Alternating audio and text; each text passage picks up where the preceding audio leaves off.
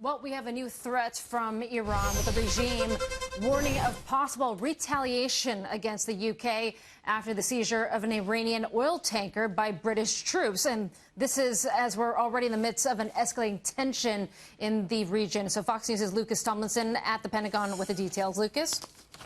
Susan, Iran summoned Britain's ambassador over the incident, which comes more than 2 weeks after Iranian forces shot down that U.S. drone. President Trump issued this fresh warning to Iran before leaving for New Jersey.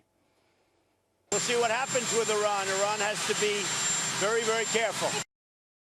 While Americans were celebrating Independence Day off the coast of Gibraltar near Spain, Royal Marines commandeered an oil tanker filled with suspected Iranian oil. The Marines fast roping from a helicopter and climbing up the hull from speedboats near the entrance to the Mediterranean.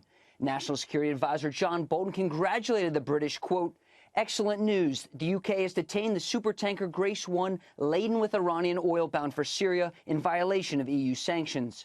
America and our allies will continue to prevent regimes in Tehran and Damascus from profiting off this illicit trade." Now, Spain's top diplomat says U.S. intelligence tipped off the British. It was a demand by the United States to the United Kingdom, and we are looking into how it affects our sovereignty. This comes as Iran's president threatens to enrich its stockpile of low-enriched uranium past the cap set by the 2015 landmark nuclear deal. Highly enriched uranium is needed to make nuclear weapons. President Trump walked away from the nuclear deal last year. But other countries in the agreement are trying to hold it together. The president wants a new, wide-ranging agreement to include Iran's 2,000 ballistic missiles.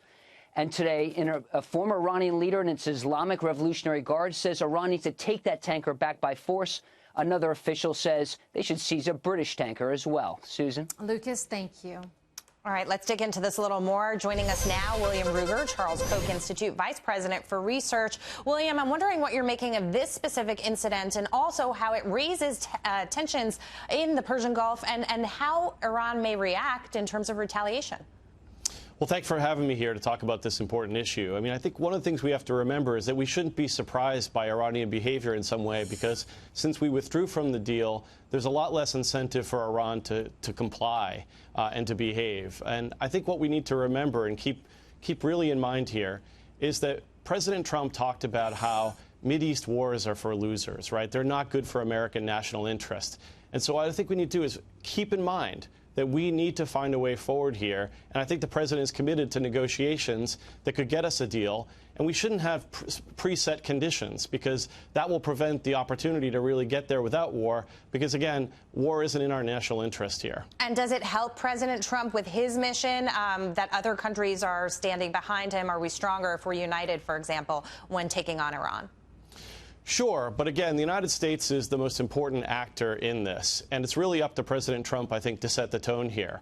And I think this will be good for the United States to negotiate, to find a path forward, but it'll also be good for President Trump here, because electorally, it doesn't make sense to get into another endless war in the Middle East, and he talked about that. He talked about that during the campaign. He's talked about that since, and I think some of the polling that we've seen bear that out.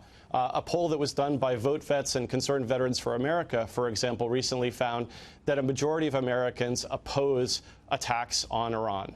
And I think that this is a case, again, where President Trump's interest here is in peace, both politically and for our country. Yeah, no, the president has definitely made that clear. But, of course, Iran hasn't really stopped punching back at the United States. President Rouhani actually saying that it's going to continue to enrich uranium and they're going to move this ball forward. So what happens if President Trump's hand is forced?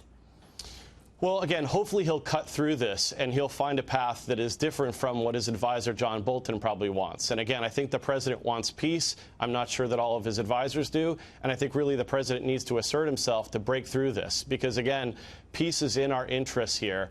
We could deter Iran.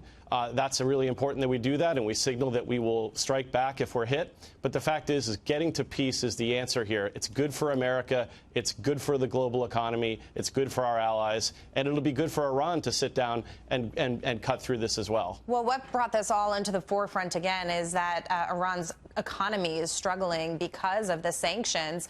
Is one negotiating tactic from the president to potentially ease up a little bit, give them some room to breathe? Well, there has to be an off-ramp here, because if you put preconditions on negotiations, if you have a maximum pressure campaign where the Iranians are forced to either capitulate completely or then try to find a way out of that, I don't think that the regime is going to just give up. And so it's really important to find that off-ramp so that you can get to the negotiating table and meet our shared interests in something more peaceful than some types of strikes like we were worried about a week and a half ago. William Ruger, thank you so much. Great to talk to you today. Thank you for having me.